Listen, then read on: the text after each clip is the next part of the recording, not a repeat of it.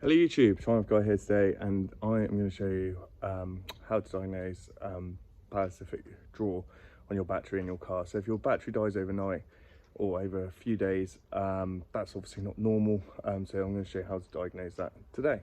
So prep, basically you need to make sure that this battery is fully charged. I use the charger on the Halfords, just to make sure this tends to die over a couple of days of being sat. Also, I've put a terminal thing on. This will become more apparent later on.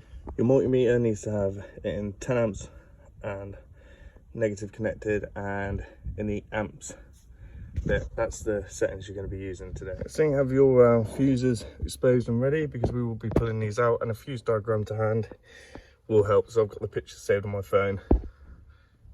All lights turn to off, everything to off will help as well. So the negatives on the negative cable, the positives in the negative port, that's why I put that on there. You can use crocodile clips, I just don't have them. As you can see, we're getting some readings now. What you need to do is make sure that you wait for about 5, 10, maybe even 15 minutes for this to calm down, until it's got a steady reading. At the moment, the computers are firing up, capacitors are, loading up with electric. There's all sorts of other bits and bobs going on. I don't really understand it personally, but it's all happening. That's why you're going to get a draw at the moment out of this. But yeah, let's get back to it once it's settled down. Okay, so this is the reading, which it's supposed to be, or 0.001, like that, and that would say there's no draw. However, if there was a draw, this is what you'd do. You'd remove each of these fuses one by one, and essentially you'd double check the readings every time.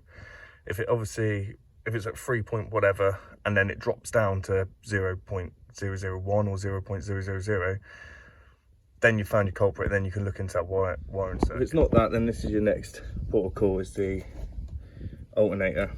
Remove this, pull that out of the way completely, and then see if that changes it. Some cars, not all cars, will have an inline fuse only on the radio, so it'll be worth disconnecting that. Also remember, you've also got separate fuse box normally in the engine compartment. The only ones I wouldn't touch is the ECU one. It's very rarely the ECU, which is the problem in this, but yeah, disconnect them.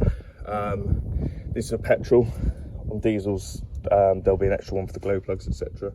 But yeah, all right guys, thank you very much for tuning in. If you've got any questions, then please don't hesitate to ask in the comment section, or any other advice which may help other users, then please whack them down there. But yeah, thank you very much.